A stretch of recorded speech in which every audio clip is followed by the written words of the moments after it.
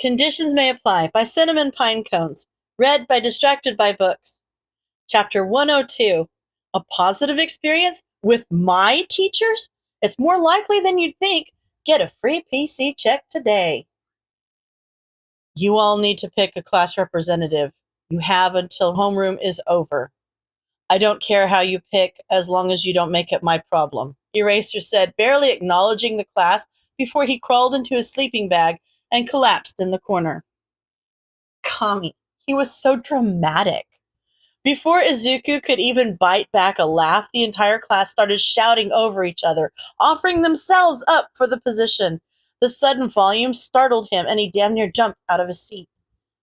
Silence, everyone, please! The class representative's duty is to lead others. That is not something just anyone can do. You must first have the trust of everyone in the classroom. Therefore, the most logical way to fill this position is democratically. We should hold an election to choose our leader, Ida insisted over the rest of the class shouting. Isn't everyone just going to vote for themselves? Gero, a girl Izuku was pretty sure was named Asui, called out. Most people will, but that means that whoever does receive multiple votes must truly be the most suitable person for the job, he shot back. Izuku agreed with that. It was a good way to pick someone, but his thoughts started to spiral. He would never have offered himself up for the position. He had no desire to be the class's center of attention, but All Might was expecting him to take up his mantle, and being the class president at UA was a lot more prestigious than a regular high school. It got you on the pros' radar. Aside from winning the sports festival, being the class representative was one of the best ways to ensure yourself a good internship. And if Izuku couldn't lead the class, how in the hell could he be expected to lead the charts? As Ida went by collecting everyone's votes, Izuku reluctantly wrote his own name on a slip of paper before throwing it into the lot. He was under no disillusions that anyone else would vote for him, but he would have felt too guilty if he didn't at least try. As Ida tallied the votes up on the board, Izuku's brain short-circuited. His name had 3 tallies next to it, and Ida wasn't even done. By the time Ida finished, Izuku was pretty sure he could be declared legally brain dead. He'd gotten 5 votes. 5 votes! He won. Who the hell voted for him? Why the hell did anyone vote for him? Was this an accident? All right, the class rep is Midoriya and the deputy is Yaoyorozu. Eraser's bored drawl cut through the static that had enveloped his senses. Oh, Kami, this was really happening. Why? Why? He should have voted for Yaoyorozu or Ida like he wanted to. Then he could be vice president. Vice president wouldn't have been so bad, right? His brain felt like poorly pureed tomato sauce as he did his best to pay attention during Eraser's lecture. He had notes written down that he hardly remembered taking, and he just had to hope that they would be sufficient enough to do whatever homework was assigned. He was only feeling mildly more coherent when Mike walked into the room for English. Alrighty, little listeners, today we're talking about irregular conjugations. Everyone's favorite, right? Mike asked as he strode up to the podium. Izuku didn't notice the confused looks on his classmates' faces until Mike spoke again. Ah, and that too. I buttered you up on the first day, but from now on, I'm only speaking in English during class. You'll get the hang of it. The best way to learn a language is to immerse yourself in it, he explained. The class stared at him blankly. Don't worry, I'll have you cool cats speaking English faster than Eraser leaves the party, Mike assured them. The comment caught Izuku's already mushy brain off guard, and he couldn't stop the snorted laugh that escaped him. Ha ha! See, someone's already on their way. I was trying to trip you up, but you caught it anyway, Mike exclaimed much slower than he'd been speaking before. Everyone glanced over at Izuku, and he wished the floor would split open and swallow him whole. Your comprehension is great, little listener. Do you have English-speaking friends or relatives? Mike asked him. Oh, no, I just watch English movies and stuff, he replied. What was that? Sorry, that sounded like Japanese. Could you repeat that in English for me? Mike shot back with a kind smile still on his face. Was he in trouble? Was Mike making fun of him? The sweet smile on their face looked too similar to the sadistic grins of his middle school teachers, and despite knowing that this was Mike, and Mike was better than that, he felt himself starting to panic. Sorry, Yamada-sensei, Midoriya said in English as he bowed his head. No, I don't know any English speakers. Shota had told them to keep an eye out for this kid, said he'd displayed too many trauma responses, and Hizashi could see what he meant by that. The kid looked terrified and apologized to him for something he had no need to apologize for. Wow, kiddo, there's nothing to apologize for, and your English is amazing. You said you learned all that just from watching movies? They asked, hoping to reassure him. A deep blush spread across his face, and if he didn't look so scared, it would have been adorable. No, I studied in middle school and a bit in elementary as well, he insisted, as if Hizashi had just accused him of something. So, how many years altogether then? He asked, keeping his tone cheerful because, based on Midoriya's reactions alone, the rest of the class, depending on how much of this conversation they caught, must think he was scolding him or something. 8 years, sir, he responded. Well, that'll do it. We should get you another placement test to see where you're really at. But until then, do you know sign language? He asked, signing along with the question. No, sir, Midoriya replied. Wonderful. Wouldn't want you to get bored. I'll teach class in English and JSL to keep us both on our toes, and hopefully you can pick up something. They decided as they struggled a bit trying to speak English and sign in Japanese-based language at the same time. You don't have to do that, Midoriya tried to insist. Do you think I would have gotten a degree in foreign language if I didn't like a little linguistic challenge?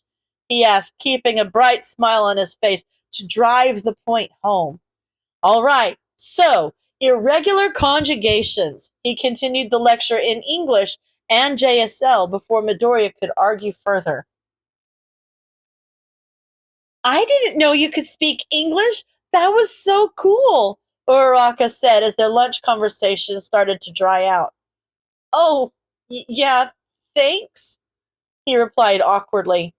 I didn't catch all of the conversation, but did you say you have been studying it for 8 years? Ida asked. On and off, but yes, I started when I was 7, he answered. Well, I bet that's been paying off well for you. English has always been my worst subject. My grade in that class tanked my GPA so much that I was sure I wasn't getting into UA, Uraraka said with a dejected sigh. It helps to watch stuff in English, or at least it helped me, Izuku offered. Ooh, English movie night!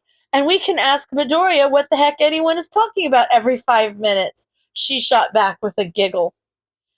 He didn't even have the time to sputter out a response to that before an alarm started blaring above them. The noise startled him, but he reined in his momentary panic quickly as he turned his focus to some of the older students explaining what was going on to Ida. Level 3 security breach means that someone's managed to get past the school's barrier.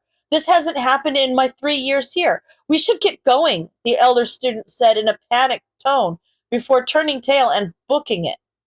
Well, that did wonders for crowd control, Izuku thought sardonically as the students around them started following suit and running. The three of them stood up and started following the crowd, but it quickly became clear that either no one knew what they were doing or they were too scared to follow the procedures they were taught. As they made their way into the hall, the panic of the students around them started to seep under Izuku's skin. He wasn't scared of whoever had broken in. The school was rife with pros everywhere, and he had faith that they could handle it. The claustrophobia, however, was another issue entirely, and pressed up against the window, it was becoming increasingly difficult to keep his composure. He could feel his hands start to tremble, and every thought in his mind turned to get out, get out, get out, get out, get out. He had just gotten into good graces with his peers. He wasn't going to let himself break down in front of them and ruin everything. Before he could think better of it, he grabbed the windowsill above his head that separated the upper and lower panes of glass and hauled himself up enough to kick off a pillar and perch himself precariously on the sill he had grabbed, keeping himself steady with a hand on the pillar. The relief was instant. He was no longer trapped, and from up here he could grab several pipes and fling himself out of the crowd if he needed to. He had an escape route, and that was enough. His position from above granted him a full view of the situation unfolding outside. It was just the press. Everyone was panicking, but it was just the press. Guys, it's just the press, he tried to shout out, but no one really listened. Ida and Uraraka looked up at him and released the tension in their shoulders, but besides those two, everyone else kept shoving each other toward the door. It's just the press! Everyone remain calm! Ida tried to shout out louder than Izuku had, but that only got the attention of a few more people surrounding them, including some of their classmates. Yaoyorozu was among the few that heard him, and she quickly loosened her tie, pulling a megaphone out of her clavicle and tossed it to Ida. Kami, her quirk was so freaking cool. He couldn't hear them talking above the noise of the crowd, but it became clear that they were devising a plan when Ida started floating above everyone and shot over to the door like a rocket spiraling out of control before gracelessly perching himself on the exit sign and shouting into the megaphone loud enough to be heard over the alarms and clamoring crowd. Everything is okay. It's just the media outside. There's absolutely nothing to worry about.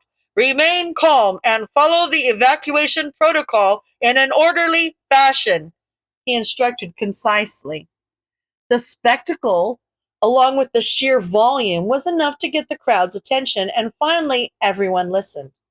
They all stopped shoving, and the anxiety in the air that had been palpable lessened as everyone calmed down. Ida and himself were kind of stuck where they were until the students had cleared out enough space for them to drop back down to the floor level, but Izuku didn't mind. As long as he was out of the crowd, he was fine. Hell, he'd prefer to be stuck here, unable to evacuate, than in the crowd, even if there were an actual intruder here, and he's not sure what that said about him, if he's being honest. Yaoyorozu and Uraraka waited for them as well, and by the time the coast was clear, there was an announcement for everyone to return to their homeroom classes, which was convenient for them. Izuku was glad he wouldn't have to deal with the crowd migrating back, since he was already ahead of it. That was good thinking, Ida, Uraraka praised as the four of them made their way back to the classroom. I couldn't have done it without all of you. Midoriya was the one to alert me and give me the idea to get above the crowd. I couldn't have made it to where I was without you, and the back half of the crowd wouldn't have been able to hear me without Yaoyorozu's assistance, Ida insisted. Yeah, but still, that was so cool. You handled it like a real pro. Izuku bit down on his lip as the three of them discussed what had just happened, and he made up his mind. No matter how much All Might wanted him to be leading the charge, he wasn't suited for it. It would be a detriment to his class for him to keep his role as president. It was selfish. He needed to forfeit the title. He let his classmates file into the classroom ahead of him and stayed back, dismissing them to say he needed to talk to Aizawa-sensei about something. A few more people trickled in before Aizawa showed up, so he just nodded awkwardly at them as he waited. When he saw the mess of dark wavy hair approaching, he stood up straighter and steeled his nerves. Aizawa-sensei, could I talk to you real quick? Midoriya asked as he approached the classroom. This was unexpected. He had told the kid he was there to help him if he needed it, but he truly hadn't expected him to take him up on the offer. he hummed in agreement. Do you want to speak privately? No. Here's fine. I just wanted to ask if I could forfeit the title of class president. I really don't think I'm suited for the role. Someone else would do a much better job than I could, and I don't want to drag the whole class down with my terrible leadership skills. I think Rosa would do better than me, and she can choose a new vice president, someone that's not me, because it's not that I don't want the responsibility. I just don't. Shota put a hand up to silence the word vomit that Midoriya had presented to him, and the boy shut his mouth with an audible click before looking at him with wide eyes. Of course, he wasn't asking for help. He had no clue why he even entertained the possibility. You want to forfeit your title. Your classmates elected you for a reason. Are you sure? He asked to clarify. Sorry. Yes, sir, I'm sure, Midoriya replied with a slight bow. Shota had watched back the tape of their battle trials already. He knew Midoriya had what it took to lead, but the Midoriya out there was a completely different person from the Midoriya in front of him. That fact was added to the pile of growing concerns he had for the kid. He wanted to encourage him to keep his role in hopes that it would help him get out of his shell, but at the same time, the kid clearly had a lot going on, and he didn't want to foist any more responsibilities on top of whatever he was already dealing with. At the end of the day, he couldn't force Midoriya out of his shell, and he could tell how much certainty it must have taken for Midoriya to get over his fears and actually talk to him in the first place. So he relented. All right, if you're sure, he conceded and gave the boy a second to take it back, but he didn't. He nodded his head, confirming his decision. So Shota nodded in return before continuing on his way into the classroom. It wasn't the call he would have made for him, but at least the kid had enough spirit to take a stand. He could have easily slacked just enough responsibility off to Yaoyorozu and kept the title for appearance's sake while he slunk into her shadow. But he didn't, and Shota had to respect that. Midoriya has chosen to forfeit his title as class president.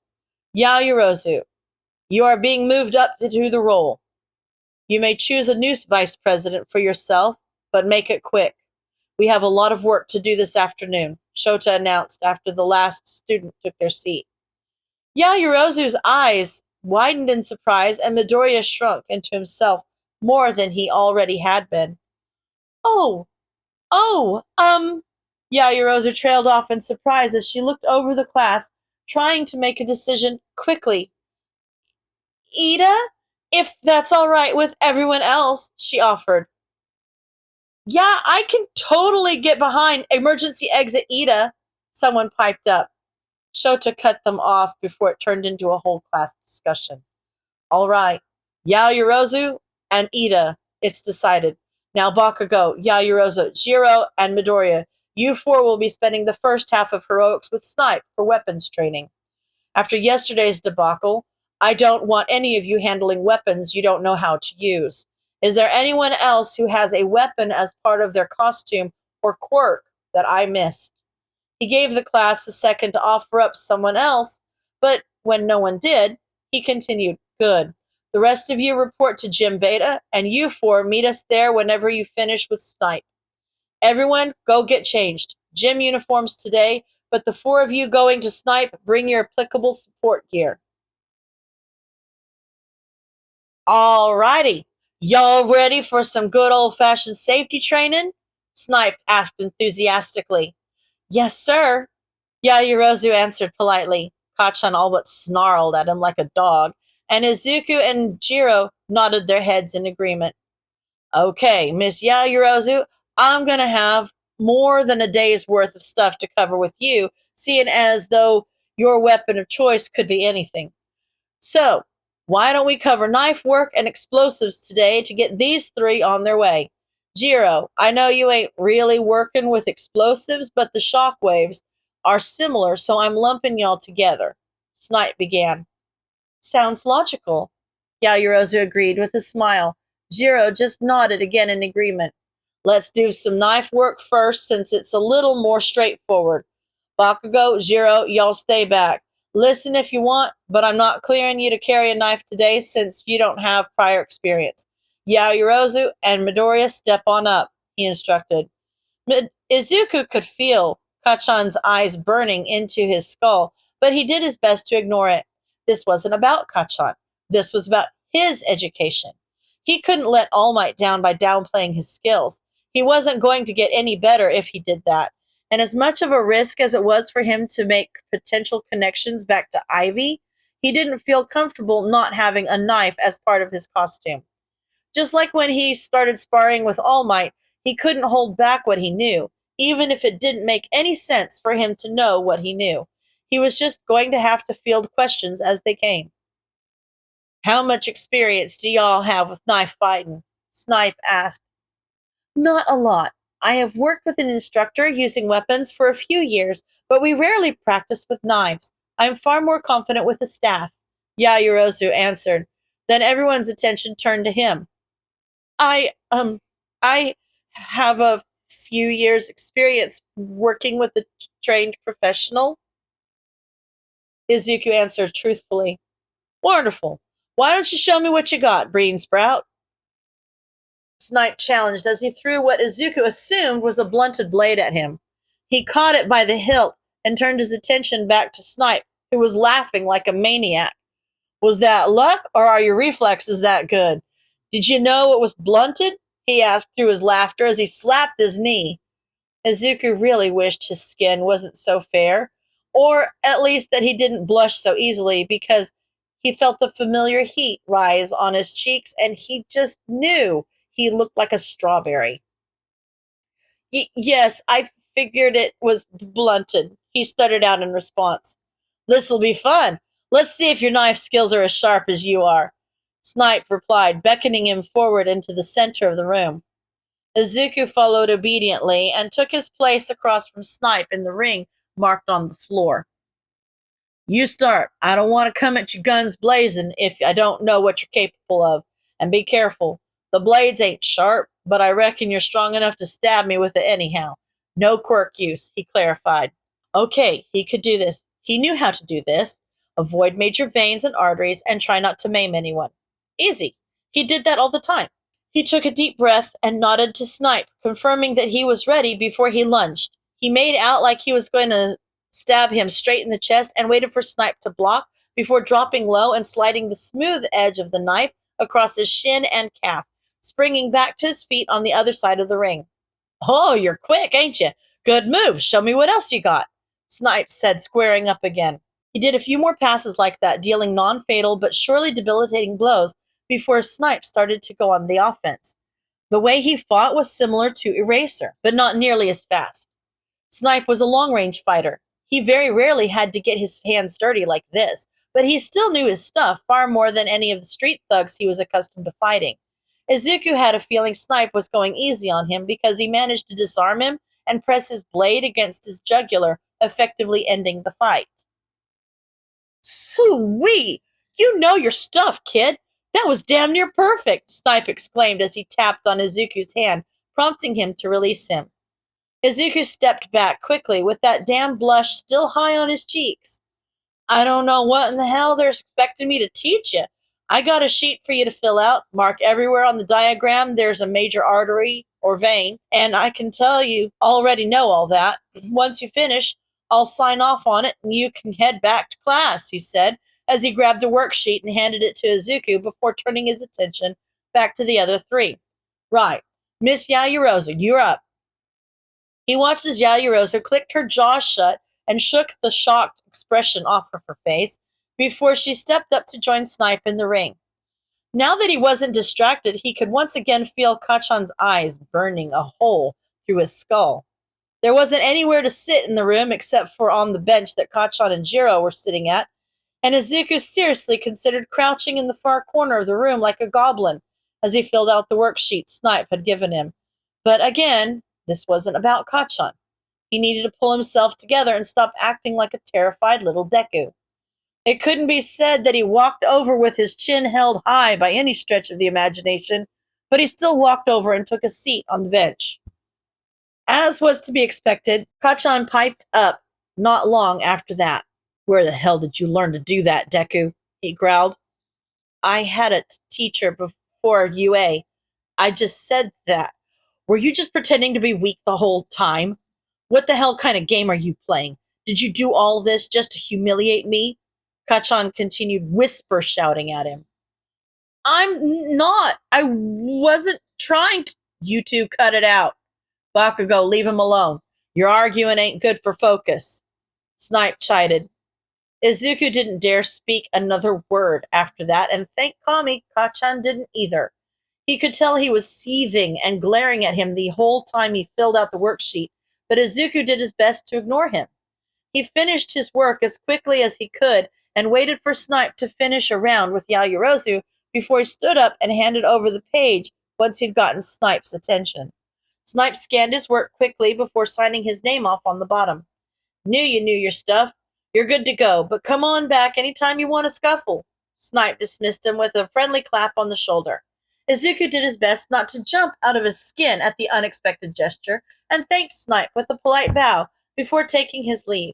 He refused to look his peers in the eye and kept his head down even as he walked through the empty halls on his way to Gym Beta to rejoin the rest of the class.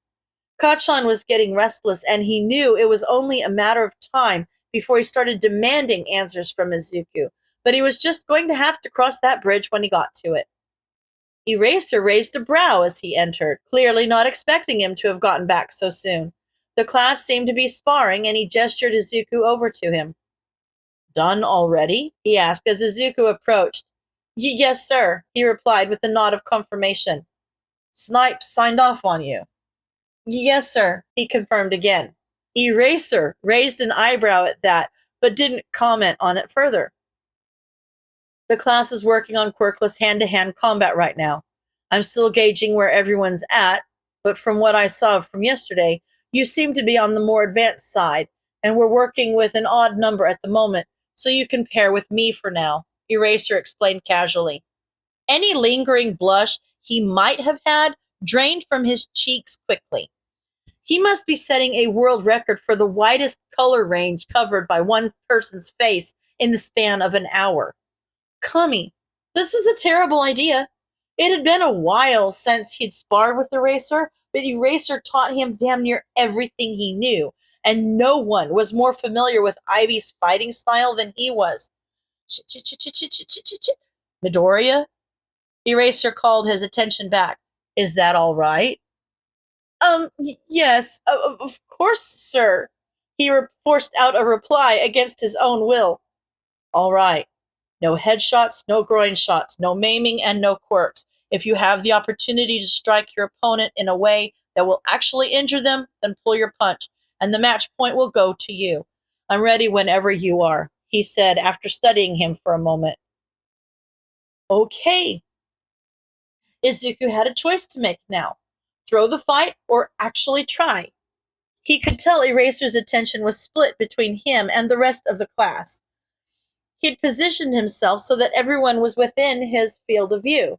Izuku could use that to his advantage and risk making even more connections back to Ivy, or he could downplay and let Eraser school him.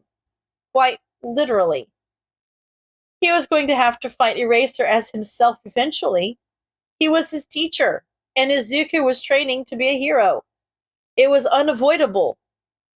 He didn't see this issue going away, so maybe it was better to just get it over with and hope that his personality was pathetic enough to disprove any connections Eraser might make.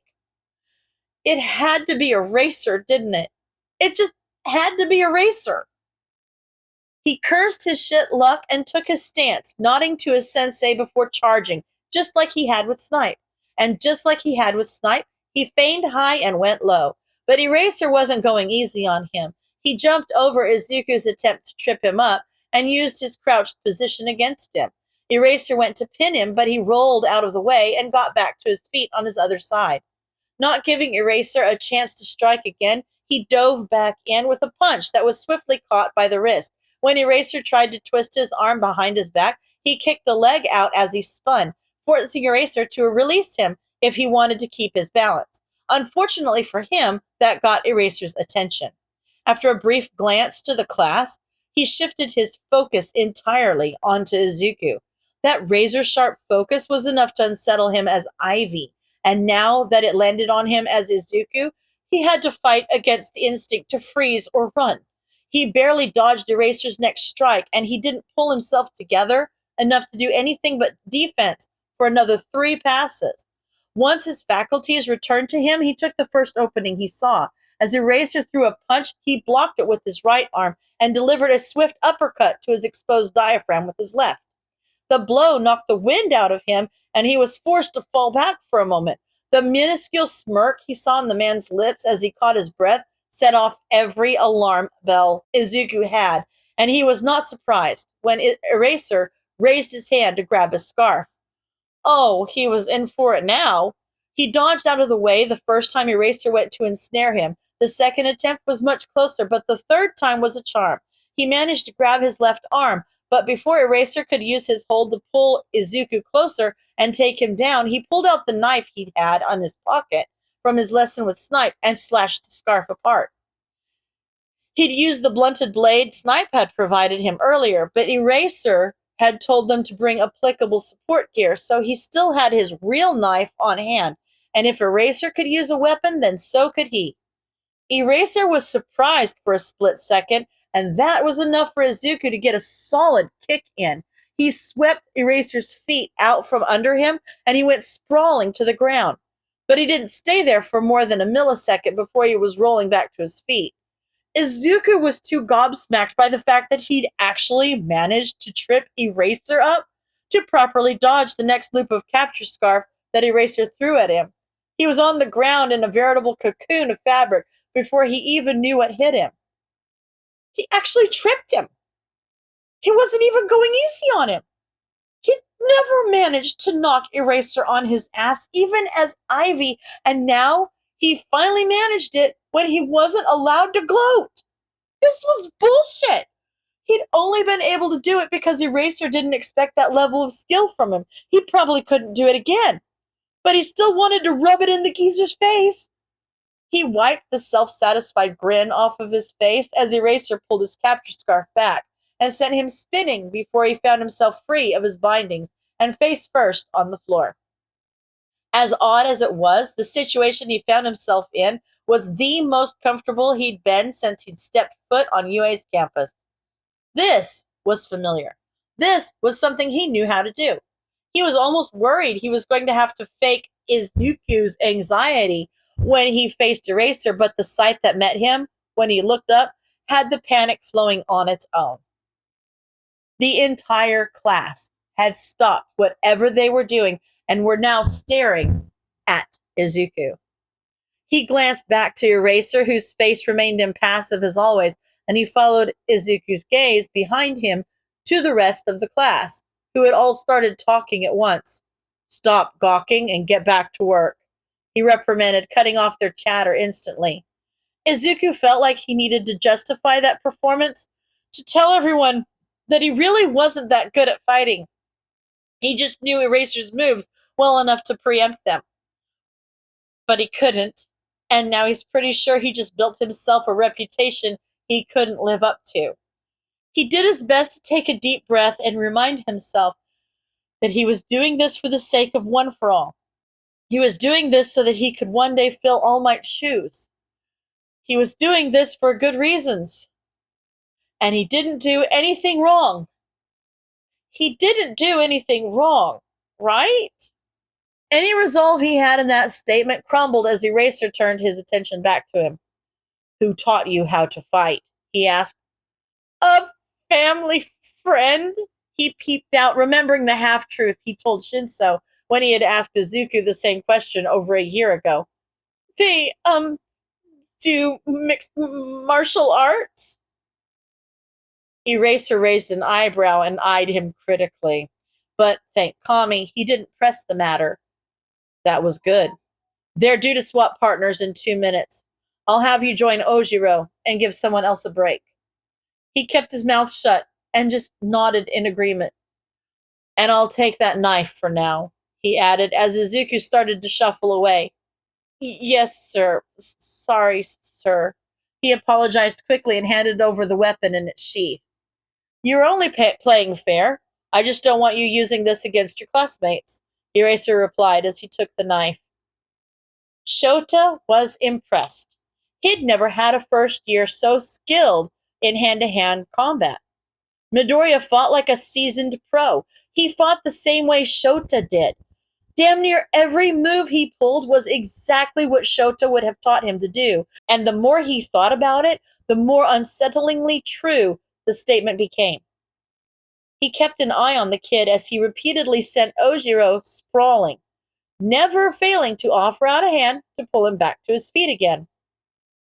He was running through a mental list of every student he'd ever taught, trying to figure out if one of them could be the family friend Midoriya was referring to, when all thought came to a screeching halt. Ivy. He fought like Ivy. Was he? No, Midoriya was too young. He was 15, and Ivy debuted nearly 4 years ago now. But Midoriya was one of the 3 Mustafu locals he had in his class. It wouldn't be impossible for him to know them. Moreover, as often as Ivy ditched him on patrols for family emergencies, it made sense if part of that family was a clearly traumatized child, and it would make sense how oddly quiet Ivy had been when he was complaining about his class last night. His curiosity was killing him. Shota had every intention of poking around Midoriya's home life just to figure out if the kid was safe or not, but now it felt like a breach of Ivy's privacy. He was getting ahead of himself. What were the chances that Midoriya had even heard of Ivy? Slim, but not impossible. He should treat the situation exactly as he had been planning to. Earn the kid's trust and make sure he's safe. As important as Ivy's trust was to him, his student's safety had to come first. This kid was an enigma. He was astoundingly intelligent, if the written portion of his entrance exam was anything to go by. Yet on paper, he was average at best. Hizashi had told him earlier that he might be fluent in English too. Fluent in English, proficient in knife fighting and hand-to-hand combat. Yet he had a completely unruly, overpowered quirk. He was an endless font of questions, but Shota would get to the bottom of it somehow, or at least deep enough to ensure that the kid was safe, though he had a feeling he wasn't. End of chapter.